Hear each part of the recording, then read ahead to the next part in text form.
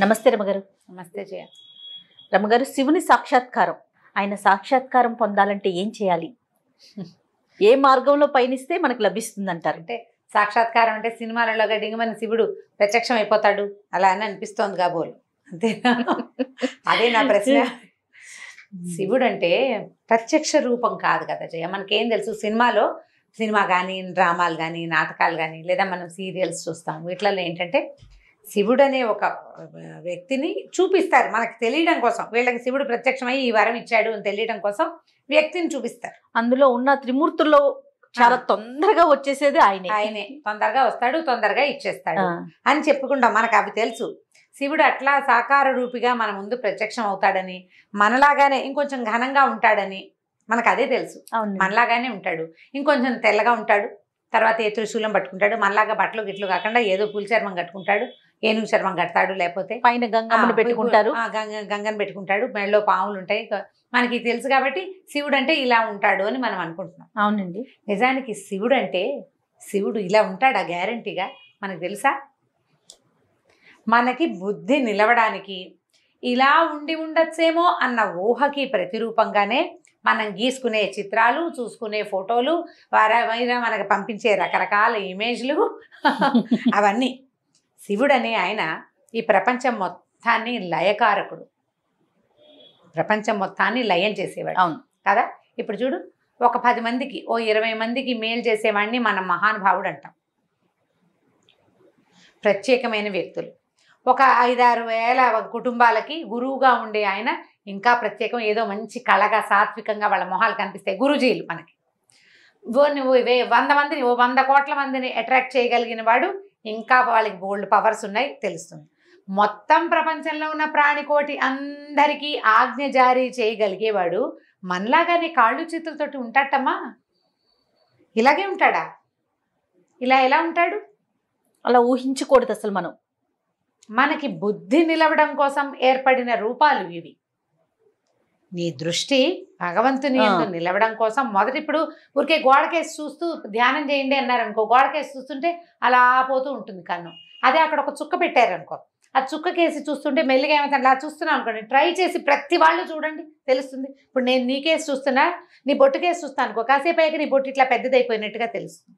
దృష్టి దాని మీద నిలబడుతుంది. ఒక చుక్క మనని ఆకర్షించి దృష్టిని నిలబెడుతుంది. ఇది సాధారణంగా తెలిసింది. అవునండి. ఇప్పుడు ఒక చక్కటి రూపం, నీలము తెలుపు కలిసిన ఒక అందమైన స్వరూపం, చక్కటి ముఖం, సగం అరతెరిచిన కళ్ళు, పైన ఒక్క కన్ను బొమ్మ. ఆయన పెదిమలు నవ్వుతున్నాయేమో, మన కోసమే నవ్వుతున్నాయేమో అనిపించేంతటి చక్కటి నవ్వు. ఆ మెడలో మామూలు వాడెవ్వడూ ధరించలేని మహాపన్నగం ఒకటి ఉంటుంది. ఈ మెడ భాగం అంతా నీలంగా ఉంటుంది. మీకోసమే నేను ఈ విషయాన్ని స్వీకరించానని చెప్తున్నట్టు. ఇప్పుడు ఇవన్నీ భగవంతుడు, ఈ స్వరూపం మనది, మన కోసం అన్న భావనతో ఏమవుతాం, మనం అందులో లయమై వెళ్ళిపోతాం. మన దృష్టి అందులో లీనమైపోతాం. దానికోసమని ఈ స్వరూపాన్ని చిత్రించారు. ఈయన ఇలాగే ఉండొచ్చు, ఇలాగే ఉంటాడని తెలియదు మనకి. నువ్వు శివుడి బొమ్మలు ఏదైనా చూడు, కాసేపు చూసేసరికల్లా రమ్మంటాడు, మనని పిలిచేస్తున్నట్టు ఉంటుంది. లింగ రూపం చూసామనుకో, మనకేం పెద్దగా భావాలు తెలియవు, అక్కడేదో పవర్ ఉందని ఊహ మనకి, అంతే. అదే నువ్వు స్వరూప ఫోటోను చూడు, ఒక పెద్ద ప్రతిమ ఎక్కడో బాస్పెట్లు వేసుకొని కూర్చున్నాడు, జపం చేసుకుంటున్నాడు. ధ్యానమగ్నుడుగా ఉన్న శివుడు, ఆయన కళ్ళు, ఆయన మొహము, ఆ కూర్చున్న విగ్రహము, ఒక సమున్నత ఆకారము, అవన్నీ కూడా మనని మొత్తం లోపలున్న అన్ని రకాల ఆవేశాలన్నీ లాగేసుకుంటున్నట్టు ఉంటుంది. అవునండి. ఆ లాగేసుకోగలిగే రూపాన్ని మనం చిత్రీకరించుకొని చూస్తున్నాం. శివ సాక్షాత్కారం అంటే మాటలతో చెప్పేది కాదు. మాట ఊరికే ఒట్టి పదం, అది అంతే. నిజంగా సాక్షాత్కారం లభించిన వాడు ఎవరిని మనం చూడలేము. వాళ్ళు మనలాగా మామూలుగా ఏమి ఉండరు. పొందిన వారు కూడా ఉండరంటారా రమ్మగారు? ఎందుకు ఉండరు? మహానుభావులు ఎవరో ఒకళ్ళు మనలాగా ఉండరంటారా? మనలాగా ఇప్పుడు ఈ సంసారంలో ఉండరు కదా. ఇంకా వాళ్ళకి ఏది అక్కర్లేదమ్మా. ఒక్కసారి భగవంతుణ్ణి కంటితో చూడడం అంటే బ్రహ్మానంద స్థితి. ఆ స్థితిని అనుభవించిన వాడికి ఇంకా ప్రపంచంతో పనే ఉంది. ఎవరు కావాలి ఆయనకి? ఇంకా ఏమీ అక్కర్లేదు, ఇక ఏ ఆశ లేదు. ఒక్కసారి భగవంతుణ్ణి కంటితోటి చూడగలిగిన వాడు, పైగా ప్రధానమైనది ఏంటంటే నేకెడ్ అయి భగవంతుణ్ణి చూడలేదు. ఈ కన్ను బయట ప్రపంచాన్ని చూస్తుంది, కన్ను వెనకాలేముందో కంటికి తెలుసా? కంట్లో ఒక నలుసు పడింది, అదేమిటో నువ్వు చెప్పగలవు? నా కంట్లో పడ్డ నలుసు నల్లగా ఆకుపచ్చగా 2 గీతలు ఉన్నాయి దాంట్లో అని చెప్తావా? నువ్వు అద్దంలో చూసుకోవాలి నువ్వు. అంతే. ఏమి కన్ను ప్రపంచం అంతటినీ చూస్తుంది కదా, దాన్ని ఎందుకు చూడదు? పోనీ నా రంగు ఏదో నా కంటికి తెలుసా? నేను అద్దంలో చూసుకుంటే తెలుస్తుంది. లేకపోతే పోనీ నీ కంటి వెనకాల 376 నెర్వ్స్ ఉంటాయి, ఏదో ఒక నెర్వ్ని చూడమను. ప్రపంచాన్ని మాత్రమే చూడగలదు, బయటని బాహ్యమైన దానినే చూస్తుంది. మన అవయవాలన్నీ కూడా బాహ్యంగానే ప్రవర్తిస్తాయి. ఇప్పుడు మనం చెవితో అన్ని శబ్దాలు వింటామా జయ? మన చెవి లోపల శూన్యం ఉంటుంది. ఆ శూన్యంలోకే ఈ సౌండ్ వెళ్ళి ఇది మెదడుకి తగిలి తెలియజేస్తుంది. ఆకాశం ఉంటుంది చెవి లోపల. శబ్ద గుణకం ఆకాశం అని చెప్తారు, ఎందుకంటే శబ్దాన్ని కలిగించేది ఆకాశం, అదే చెవిలో ఉంటుంది. చెవి కూడా అంతే, దాని లోపల శబ్దాలు తెలియదు. మెదడులో ఒక టప్పమని ఒక నరం పగిలింది, మన చెవి దాన్ని వినలేదు. మనకు మతిపోతే డాక్టర్ చెప్తాడు వీళ్ళకి మెదడులో నరం చిట్లిందండి అని. ఏమి బయట ప్రపంచాలు చీమ చిటుక్కుమన్నా ఓ గుడ్డు సూది పడినా వినపడుతుందే నీ చెవికి. తన లోపల తన వెనకాల నరం చిట్లింది, దానికి ఎందుకు తెలీదు? తెలీదు. ప్రశ్నే. ఇప్పుడు బాహ్యేంద్రియాలు ఏవి భగవంతుణ్ణి చూడలేవు, ఇవన్నీ బయటకి ప్రసరించేవి. అంతరింద్రియంతో భగవంతుణ్ణి తెలుసుకోవాలి. ఇప్పుడు అంతరింద్రియం ఏమిటి? మనకు లోపల ఏముంది? మనసు, బుద్ధి, అహంకారము, చిత్తము, ఈ 4 శరీరం లోపల ఉన్నాయి మనకి. నీ మనసు ఎక్కడుంది? ఫలానా చోట ఉందని చెప్పగలమా? బుద్ధి, ఇది మెదడు, దీని పేరు మెదడు, దీంట్లో బుద్ధి ఉందా? ఉంటే ఉండొచ్చు, లేకపోతే లేకపోవచ్చు. చిత్తం, చిత్తశాంతి అనే పదం వాడుతుంటాం. అవునండి. ఏమిటి ఆ పదార్థం? చిత్తం, అది కూడా లోపలే ఉంటుంది. అహంకారం, అహంకారం లేనిదెవరు? నేను అనే భావన ఉంది చూసావా, అది ప్రతివాడికి ఉంటుంది. ఈ 4టిని మూసేస్తే అప్పుడు అంతరింద్రియం తెరుచుకుంటుంది. అంతర్నేత్రం భగవంతుణ్ణి చూడగలుగుతుంది. ఈ 4టితోటి కూడా మనం భగవంతుణ్ణి చేరలేం. ఇప్పుడు మనసు అన్ని చోట్లకి పరిగెడుతుంది. ఏది? ఆఫ్రికా వెళ్తావు నీ మనసుతోటి. ఈ ఆఫ్రికా ఎలా వెళ్తావు నువ్వు? ఆఫ్రికా ఈ మొత్తం ప్రపంచ పటంలో ఫలానా చోట ఉంది అని నువ్వు కంటితో చూసి తెలుసుకున్నావు. ఆఫ్రికాలో నల్లటి మనుషులు, ఎత్తైన వాళ్ళు, జీబు జుట్టు ఉన్న వాళ్ళు ఉన్నారని నువ్వు చదివాం, నీకు తెలుసు కదా. ఇప్పుడు ఆఫ్రికాకి ఫ్లైట్లో వెళ్ళాలి, అక్కడ కొబ్బరి చెట్లు ఉంటాయి, సముద్రాలు ఉంటాయి, అవన్నీ నీ ఊహ. నువ్వు ఏవేవి ఇక్కడ చదివేవో, ఏవి తెలుసుకున్నావో అక్కడికే నీ మనసు ప్రసరిస్తుంది. ఇక్కడి నుంచి నువ్వు ఆఫ్రికా వెళ్ళిపోతుంది నీ మనసు. నీకు ఆఫ్రికా అనే ప్లేస్ తెలిసి, పేరు తెలిసి, అక్కడ వీళ్ళంతా ఉంటారని తెలిసిన చోటకే నీ మనసు పరిగెడుతుంది. నీకు తెలియని ఒక విషయం వైపు నీ మనసు ఎలా వెళ్తుందో చెప్పు. కష్టం. వెళ్ళదు, కష్టం. అందుకంటే వేగమైనది ఏది అంటే మనసు కదా. నీకు తెలియని విషయానికి వెళ్తుందా మనసు? వెళ్ళదు. తెలిసిన వాటికే వెళ్తుంది. ఇవంతా తెలుసు నీకు, ప్రపంచం గురించి మొత్తం తెలుసు. కానీ కన్ను ఏం చూస్తుందో దాన్నే ఇప్పుడు మనసు తెలుసుకుంటుంది కదా. ఇప్పుడు మనసు కూడా తనకి తెలియని విషయం ఏమిటంటే భగవంతుడు అనే బ్రహ్మ పదార్థం మనసుకు తెలియదు. అది ఎప్పుడు చూడలేదు కదా. కన్ను చూస్తే మనసుకు తెలుస్తుంది, కన్ను చూడనప్పుడు మనసుకు ఎలా తెలుస్తుంది? తెలియదు. చెవన్నా వినాలి, కన్ను చూడాలి, చెవి వినాలి, ఆ 2 జరగలేదు. జరగకపోతే మనసుకు తెలిసేదే లేదు. సో ఇప్పుడు మనసుతోటి కూడా మనం భగవంతుడిని చేరలేం, లాభం లేదు. మరి దేంతో వెళ్తావు భగవంతుడి దగ్గరికి? ఈ మనసు, బుద్ధి, అహంకారము, చిత్తము, ఈ 4 కూడా ప్రస్తుతపు జీవితాన్ని ముందుకు తీసుకెళ్ళటానికే మనకు ఉపకరిస్తాయి. కొత్త విషయాన్ని, జ్ఞానాన్ని పెంపొందించుకోవటానికి ఉపకరిస్తాయి. భగవంతుని చేరాలంటే వీటిని మాన్పాలి, వీటిని తగ్గించుకోవాలి, వీటిని వదిలిపెట్టేసేయాలి, మనసుని దాటి ప్రవర్తించాలి. ఇప్పుడు ఈ 4 అనుకుందాం. మనకు మామూలుగా ఇంద్రియాలు ఉన్నాయి. ఏమేమిటి? జ్ఞానేంద్రియాలు, పంచ జ్ఞానేంద్రియాలు, పంచ కర్మేంద్రియాలు. జనరల్గా తెలిసినవే కదా. కన్ను, ముక్కు, చెవి, నాలుక, చర్మం. ఓకే. అక్కడి నుంచి కాళ్ళు, చేతులు, లోపల ఉండే రహస్యవయవాలు, ఇవి మొత్తం కలిపి 10. అంతే కదా. అవునండి. ఈ 10 తోటి మనం అన్ని రకాల ప్రవర్తనలు చేస్తాం. అవును. ఇవి 10, లోపల ఉన్నవి 4. మనసు, బుద్ధి, అహంకారము, చిత్తము 4. వీటితో పాటు ఈ 14 తోటే మనిషి ఉంటాడు ఇప్పుడు ప్రస్తుతం. ఎవడైనా సరే, నువ్వు నేను కూడా సమస్తమైన వాళ్ళు. అంటే ఇప్పుడు చెయ్యి నేనేనా? మీలో భాగం. కాలు నేను కాదు, చెవి నేను కాదు, ఈ ముక్కు నాలుక ఏది నేను కాదు, ఇవన్నీ కలిపి నేను. అంతే. అవును. ఇప్పుడు నేను మరణించాను అనుకుందాం. ఈ నేను అనే వ్యక్తి మరణించాడు. వీడి శరీరం అంతా ఇక్కడే ఉంటుంది. వీడి పంచ జ్ఞానేంద్రియ పంచ కర్మేంద్రియాలు రోడ్డు మీద ఇక్కడే కనపడతాయి మనకి. వీడు ఇక్కడే ఉన్నాడు కాబట్టి వీడి చిత్తము మనసు అహంకారము బుద్ధి వాడిలోనే అక్కడే ఉండాలి కదా. కానీ వీడు ఎందుకు కదలడు? దేనివల్ల వీడు కదలటం లేదు? ఇంతకుముందు దేనివల్ల కదిలాడు, ఇప్పుడు దేనివల్ల కదలటం లేదు? ప్రాణం లేకపోవటంతో. ఇప్పుడు ప్రాణం అనే వస్తువు ఏమిటి? ఈ ప్రాణం ఎక్కడికి వెళ్ళింది?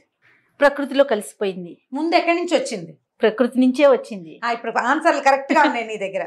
ప్రకృతిలోంచి వచ్చిన ప్రాణం ఒక ఇంత చుక్కలోకి ప్రవేశించి వాడిని ఇంత ఇంత ఇంత ఇంత ఇలా చేసి కాళ్ళు చేతులు అన్నీ వచ్చేలాగా చేసి ఇంత వాడిని చేసి బయట పెట్టింది. ఇంతవాడు అంతవాడయ్యాడు. తర్వాత ఇలా వంగిపోయాడు, తర్వాత వెళ్ళిపోయాడు. ఇప్పుడు వీడు ఇంతగా ఉన్నప్పుడు ఇంతగా ఉన్నప్పుడు ఒకడే కదా. అవునండి, ఒకడేనా? ఇప్పుడు వీని ఇంత నుంచి ఇంత దాకా వాడితో పాటే ఉన్నది, ఇప్పుడు ఎక్కడికో వెళ్ళిపోయింది. వెళ్ళి ఏం చేస్తుంది? అది మళ్ళీ ఇంతలోకి ప్రవేశిస్తుంది. ఎక్కడో ఆ జీవం ఎక్కడో ప్రవేశిస్తుంది. ఖచ్చితంగా ప్రవేశిస్తుంది అమ్మగారు. తప్పేది లేదు. ఎప్పుడు ప్రవేశించదు అనే దాని మీద మనం మాట్లాడుకోవాలి. ఇది తప్పనిసరి.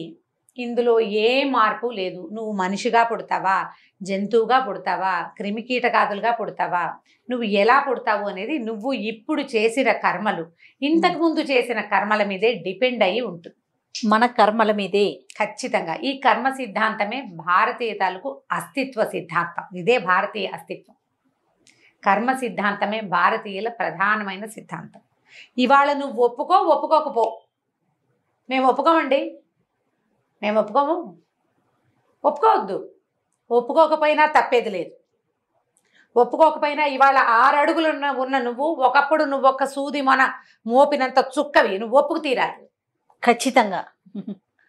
సృష్టి ఇప్పుడు సూది మన మోపినంత చిన్న డ్రాప్ నుంచి నువ్వు ఇంత వాడివి అయ్యేందుకు నువ్వేం చేసావు? నువ్వేం చేయలా. నీ లోపల కదులుతోంది ఆ ప్రాణం. అది నీతో ఉంది కాబట్టి ఉన్నావు నువ్వు. అది నీతో ఉంది. ఇప్పుడు ఆ ఉన్నదే భగవంతుడు, అదే శివుడు. అది మనతో ఉన్నంత కాలం మనం ఉంటాం. అంతా నాదే. మరి ఎందుకు గుర్తించలేకపోతాం అంటారు? దాన్ని విష్ణుమాయ అంటారు. ఇప్పుడు భగవంతుడు ఈ మాయ ఆవరణతోటే మన కథ నడిపిస్తాడు. జయ, నేనే దేవుడిని నీకు మొదటి రోజునే తెలిసిపోయింది, అందరికీ తెలిసిపోయింది. పుట్టగానే నేను దేవుడిని తెలిసిపోతే సృష్టి ఎలా ముందుకెళ్తుంది? ప్రపంచం ఎలా నడుస్తుంది? ఒక్కొక్కడు తెలుసుకుంటాడు. జనన మరణ చక్రాన్ని దాటుకుంటూ వెళ్తాం. ప్రతివాడికి తెలుస్తుంది. కొంతమందికి 1,00,000 జన్మల తర్వాత తెలిసేవాడు కూడా ఉంటాడు. కొద్ది జన్మల్లోనే తెలుసుకోగలిగిన వాడు కొంతమంది ఉంటారు. అంటే ఇప్పుడు మనిషిగా పుట్టడానికి ముందు మనం ఎవరం అంటే జంతువులుగా ఉండుండొచ్చు, ఇంకేదోగా ఉండొచ్చు. పరిణామ క్రమంలో వాటి నుంచి చిన్న కీటకాల నుంచి లేదా చిన్న చేప నుంచి అట్లా అట్లా అట్లా మారుతూ మనకు మానవ జన్మ లభించింది. ఈ లభించిన దుర్లభమైన మానవ జన్మని మనం ఉపయోగించుకోవాలి, ధర్మాచరణ చేయాలి. ఇప్పుడు ఈ ధర్మం అనగానే ఒక్కొక్కళ్ళది ఒక్కొక్క ధర్మం కదా. మళ్ళీ ఇందులో బోల్డని జాతులు, మనం ఇప్పుడు చెప్పుకుంటున్న కులాలు, బోల్డని సిద్ధాంతాలు, ద్వైతము అద్వైతము, ఇంకొకటి బుద్ధిజము, జైనిజము, ఎన్నో ఇప్పుడు ఇంకా చాలా ఉన్నాయి. వాటితో పాటు మధ్య మధ్యలో కొంతమంది గురుగారులు వాళ్ళ సొంత సిద్ధాంతం ఒకటి ప్రవేశపెడుతుంటారు. వాళ్ళు ఉన్నారు సిద్ధాంతకర్తలు. ఎవరు చెప్పినా అల్టిమేట్గా చెప్పేది చివరికి ఇదే కదా జరిగేది. దాంట్లో నుంచి మనం భగవంతుడిని చేరుకునే విధానాన్ని తెలుసుకోవాలి. భారతీయులకి భగవంతుడు ఇచ్చిన పెద్ద అవకాశం ఏంటంటే భగవద్గీత. భగవద్గీతలో ఈ పరిణామ క్రమం స్పష్టంగా చెప్పబడింది. తాపీగా చదివి ఎవరి దగ్గరైనా అర్థం చెప్పుకుంటే బాగా క్లియర్గా తెలుస్తుంది. ఇప్పుడు ఇంగ్లీష్లో మీనింగ్స్ దొరికేసినాయి, నెంబర్ ఆఫ్ టైమ్స్ చదివితే మీ అంతటా మీకే తెలుస్తుంది. ఏమైనా డౌట్స్ వస్తే ఎవరినైనా అడగచ్చు. ఇప్పుడు భగవద్గీత అంటే ఇప్పుడు ప్రతివాడు భగవంతుని చేరాలంటే మనసు బుద్ధి చిత్తాహంకారాలన్నింటినీ మూసేయాలండి, ఇవన్నీ వదిలిపెట్టేయాలి, ప్రపంచాన్ని సర్వసంగ పరిత్యాగులయ్యి భగవంతుని తెలుసుకోవాలంటే అదేం సిద్ధాంతమేం లేదు. సర్వసంగ పరిత్యాగి అవగలిగేవాడు లక్షల్లో కోట్లల్లో ఒకడు ఉంటాడు. మిగిలిన వాళ్ళంతా ఈ సంఘంతో ఈ ప్రపంచంతో ఈ కర్మలన్నీ ఆచరిస్తూనే చక్కగా పెళ్లిళ్ళు చేసుకుని పిల్లల్ని చదివించుకుంటూనే భగవదర్పణం చేయాలి తమ చేసే కర్మలను. ఆ చేసిన వాడు స్లోగా కొన్ని జన్మల్లో భగవంతుడిని చేరుకోగలుగుతాడు. ప్రతి నీటి బొట్టు, ఆకాశం నుంచి పడిన ప్రతి నీటి బొట్టు సముద్రాన్ని చేరాల్సిందే. అట్లాగే మనం ప్రతి జీవి కొంతకాలానికి కొన్ని లక్షల ఏళ్ళకైనా సరే భగవంతుడిని చేరి తీరుతాడు. దానికి మన ప్రయత్నంగా ఇప్పుడు మానవ జన్మలో ఉన్న వారంతా కూడా మన ప్రయత్నంగా ఏం చేయాలంట? ధర్మాచరణ. ఇప్పుడు నీకేం చెప్పబడిందో నువ్వు అది చెయ్యి. ఇప్పుడు ఎలా ఎవరి పాత్రని వాళ్ళు పోషించటము, ఎవరి పాత్రని వాళ్ళు పోషించడం. మనం ఒక కుటుంబంలో ఉన్నాం. మన కుటుంబానికి ఒక పద్ధతి, ఓ పంధా ఉన్నాయి. నీ కుటుంబానికి ఏ పద్ధతి లేదు, ఎవరిన ఒక గురువుని ఆశ్రయించు, అతని బంధాన్ని అనుసరించి ముందుకు తీసుకెళ్ళు, ఇతరులకి సహాయం చేయి. నువ్వు నీ దగ్గర 4 ముద్దలు అన్నం ఉంటే ఒక ముద్ద ఆకలి కొన్నవాడికి ఒక ముద్ద పెట్టు. 4 పక్షులు మీ వాకిట్లో తిరుగుతుంటే 2 గింజలు ఆ పక్షులకు వెయ్యి. ఓ దేవాలయానికి వెళ్ళు, భగవంతుని ప్రార్థించు. ఈ ప్రపంచంలో ఉన్న శక్తి అంతటిని వాడుకోమని నాకు ఇచ్చావు ప్రత్యక్ష నారాయణమూర్తి అని సూర్యుడికి దండం పెట్టు. కార్తీక మాసం, మాఘమాసం స్నానం చేస్తావు, చెయ్యవు, ఎలాగోలాగా ఉండు. కనీసం నువ్వు ఇతరులకి సహాయం చెయ్యి. దానివల్ల నువ్వు చేసే చాలా చెడు పనుల నుంచి నీకు కర్మక్షయం కలుగుతుంది. ఆ కర్మలన్నీ తగ్గిపోతాయి. నీకు మంచి సుకర్మలు పెరుగుతాయి, కుకర్మలు తగ్గిపోతాయి. ఇతరులను మోసం చేయకు, పరుల ధనాన్ని అపహరించకు, పరోపకారం చేయడానికి ప్రయత్నం చేయి. పెద్ద ధర్మాచరణ అందరికీ కుదరదు జయ. మేము చేస్తున్నామని నిన్ను చేయమని ఎవరైనా ఎలా అంటారు? నీకు కుదిరింది, నీకు అవకాశం ఉంది, నీ బుద్ధి దాని యందు నిలిచింది. కొంతమందికి నిలుస్తుంది బుద్ధి, రోజు గుళ్ళోకి వెళ్ళాలి, కుదుర్చుకుంటారు. వాళ్ళకి ఇంట్లో కుదురుతుంది, వాళ్ళకి అవకాశం వస్తుంది, వాళ్ళ బుద్ధి కుదురుతుంది. కొంతమందికి అవకాశం ఉండదు, బుద్ధి కుదురుతుంది. కొంతమందికి బుద్ధి కుదిరిన ఏ అవకాశము ఇవ్వరు భగవంతుడు. గుళ్ళోకి వెళ్ళడానికి ఏ అవకాశం ఉండదు. ఏదైనా ధర్మం చేద్దాం, పూజ చేసుకుందాం, పునస్కారం చేసుకుందాం అంటే ఒప్పుకోరు ఎవరు, చుట్టుపక్కల వాళ్ళు. వాళ్ళకి వేరే ధర్మాలు ఉంటాయి. వీడి బుద్ధి ఇట్లా ఆగుతుంది. ఈ పెనుగులాటతోటే సరిపోతుంది. పెనుగులాడద్దు. అవకాశం ఉన్న చిన్న మంచి పనినైనా చేయండి. దేవాలయానికి వెళ్తాం, ఒక దీపం పెట్టుకోండి. దేవాలయాల్లో ఇతరులను నిందించకండి. తప్పకుండా ఏంటి మీరు అలా మాట్లాడకండి, దుర్భాషలు ఆడకండి, ఇతరులను నిందించకండి. ఇవన్నీ ధర్మాలే. ఇది చేస్తూ క్రమంగా ఇప్పుడు ఈ జన్మలో ఇప్పుడు మనం ఉన్నావా, ఇప్పుడు గనక నువ్వు ఇతరులకు సహాయపడు, ఇబ్బంది పెట్టకుండా ఉండు. కనీసం ఎవరికైనా అవసరమైనప్పుడు ఒక 10 రూపాయలు ఇవ్వు, ఒక మంచి మాట చెప్పు. నీ మాట సాయంతో వాళ్ళకి పని అవుతుందంటే మాట సాయం చేసేసేయి. ధనమే జీవితంగా భావించకు. ఎందుకంటే నువ్వు ధనమే జీవితంగా భావిస్తావు. ధనం చాలా అవసరం, అసలు నిర్వివాద అంశం అది. డబ్బులు లేకపోతే ఎలాగా? కానీ డబ్బులే ఉన్నా కుదరదు కదా. అది డబ్బుల కోసమే ప్రయత్నం చేయొద్దు. అప్పుడప్పుడు కొంత ధర్మాచరణ కూడా చేస్తూ ఉండండి. అవకాశం ఉంది, కాలు చెయ్యి ఉన్నాయి, రోడ్డు దాటుతున్నారు, ఎవరికైనా చేయించుకుని రోడ్డు దాటించు. ఎవరో బ్యాగ్ మైలపోతారు, ఆ బ్యాగ్ తీసుకో. చిన్న చిన్నవే కదా మనం చేయగలిగిన ఇలాంటి ఆచరణ చేస్తుంటే తరువాత జన్మలో ఈ ఆచరణ ఉంది చూసావా, అది వీడిని కొంచెం ముందుకు తీసుకెళ్తుంది. లేదా జపం చేసుకుంటావు, నువ్వేదో పూజ చేసుకుంటావు, బాగా వెళ్తావు గుళ్ళకి, నువ్వు చేసినటువంటి ఇది ఉంది చూసావా, ఈ గుడికి వెళ్ళటం, లేదా ఏదైనా చక్కటి సంగీతం వింటాం, దేవుడు ఎదురుకుండా ఒక చక్కగా కూర్చొని పాటలు పాడడం, ఇలాంటివన్నీ తర్వాత జన్మకి క్యారీ అవుతాయి. మనిషి చనిపోతే ప్రాణాలు పోతాయి కదా మామూలుగా మనం చెప్పుకుంటాం. అయితే ఏంటంటే లోపల పంచకోశాలు ఉంటాయి మనకి, అన్నమయ, మనోమయ, విజ్ఞానమయ, ఆనందమయ, 5 కోశాలు. లైన్ మర్చిపోయాను. 5 కోశాలు ఉంటాయి. వీటిలలో ఒక కోశం వ్యక్తులతోటి వస్తుందట, జీవుడితో పాటు. దానివల్ల ఏమిటంటే పూర్వజన్మ సంస్కారం అనేది వింటుంటాను చూసాము. అవునండి, ఆ సంస్కారము ఇలా వస్తుంది. జీవుడితో పాటు వచ్చిన ఆ ప్రత్యేక కోశంలో వాడు ఈ జన్మలో ప్రగాఢంగా విశ్వసించిన ఒక ధర్మం, చాలా ఆసక్తిగా విన్నటువంటి సంగీతం కానీ, చాలా ఆసక్తిగా చేసిన ఒక క్రియ కానీ, ఇంట్లో ఎవ్వరికీ రాదండి, ఈ పిల్లాడికి సంగీతం వచ్చు అంటారు. వాడిది పూర్వజన్మ సంస్కారం వల్ల వచ్చిందంట. అది వాడితోటి వెళ్తుంది. నువ్వు ఇప్పుడు దుర్మార్గమైన పనులు చేసావనుకో, కొంత వస్తుంది నీతోటి. ఇంట్లో అందరు వెజిటేరియన్స్ అయితే నీకు ఒక్కడికి చేపలు చూస్తే తినబుద్ధి అవుతుంది. వదిలిపెట్టలేవు. ఆ మరణ సమయంలో కూడా నీకు చేపలే గుర్తొస్తాయి, అవే తినాలనిపిస్తూ పోయేవనుకో, అది గుర్తు చేసుకుంటాం అనమాట మనం. కాబట్టి ప్లాన్డ్గా చేసుకోవాలి. ఇప్పుడు మనకు అవకాశం ఉంది, భగవంతుడు మనకి మనిషిగా పుట్టేందుకు అవకాశం ఇచ్చాడు. సాధ్యమైనంత దుష్ప్రవర్తన చేయకుండా సత్ప్రవర్తన చేయటానికి అవకాశాలు తీసుకోవాలి. శివ సాక్షాత్కారం ఎప్పటికో జరుగుతుంది. భగవంతుణ్ణి మనం తెలుసుకున్నాక ఇక మళ్ళీ పుట్టము మనం. మళ్ళా మనకి పుట్టుక లేదు, పునరావృత్తి రహితమైన ముక్తి. దాన్నే ముక్తి లేదా మోక్షం అంటారు. అదే భగవంతుడిని చేరడం. ఇంకా అక్కడ చేరాక ఇక నువ్వు పుట్టేదేం లేదు.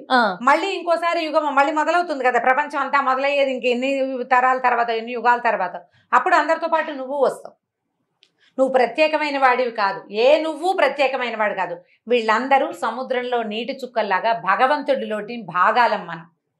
భగవంతుడు అనే ఒక పెద్ద వస్త్రంలోని ఒక్కొక్క నూలు పోగు ఒక్కొక్క ప్రాణి.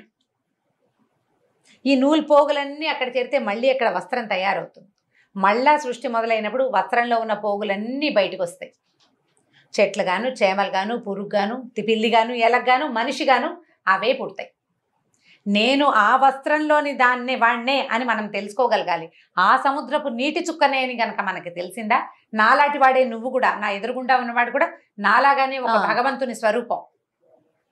వాడి రూపం అలా ఉందంతే.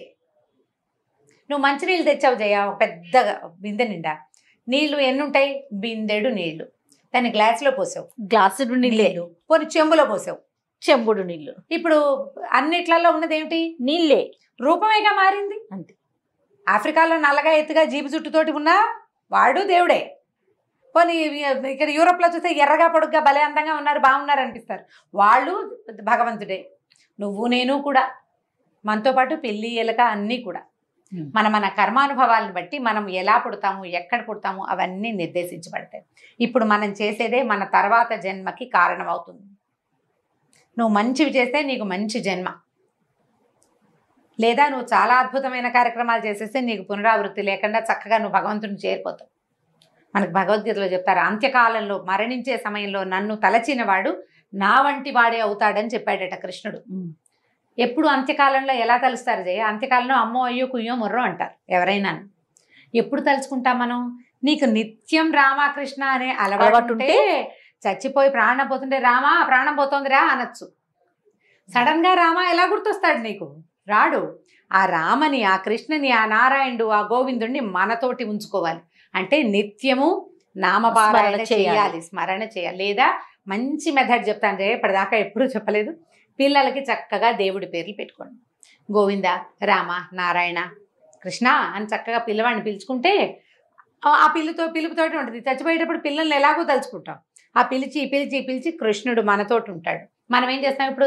యష్ మష్ కష్ అని ఇలాగా చివరి అక్షరాలు 2 అక్షరాలు ఉండాలి, 2వ అక్షరం హలంతం ఉండాలి. ఎలాగో అలాగా కొత్తగా పెట్టాలనుకుంటాం. అందులో మళ్ళీ ఒక అక్షరంతోనే పిలుస్తాం. కొత్త అక్షరంలోనే ఒకే అక్షరంలో పిలుస్తున్నాం. అదేదో సినిమాలో లీ అని పిలుస్తుంటారు వాడిని. లీ అనేది పిలిపేయటం విచిత్రంగా ఉంటుంది. లీ అని పే అని పిలుచుకోకుండా చక్కగా దేవుడి పేర్లు కనుక పెట్టుకున్నామంటే చక్కగా దేవుడి పేరుని పిలుచుకుంటూ ఉండొచ్చు రోజంతా. దీని మీద మన కార్తీక పురాణంలో ఒక కథ కూడా ఉంది, అజామిళుడి కథ. అందులో నారాయణ నారాయణ అని పిలుస్తాడు. చచ్చిపోయేటప్పుడు కొడుకుని పిలుస్తాడు ఆయన. నారాయణ దూతలు వచ్చేస్తారు, విష్ణు పార్షదులు వచ్చి తీసుకెళ్ళిపోతారు అతను. కాబట్టి చక్కగా పిల్లలకి ఈ పేర్లు పెట్టుకోండి. భగవత్ సాక్షాత్కారం బహుసులువుగా జరుగుతుంది. మనకి ఇచ్చిన ఈ జన్మను ఉపయోగించుకొని తోటి వారికి మనం చేయగలిగినంత ఉపకారం చేయాలి అంతే. రైట్ రమ్మగారు, నమస్తే. నమస్తే జయ. ఈ వీడియో కనుక మీకు నచ్చినట్లయితే లైక్ చేయండి, షేర్ చేయండి. మరిన్ని వీడియోస్ కోసం మా ఛానల్ని సబ్స్క్రైబ్ చేసుకోండి.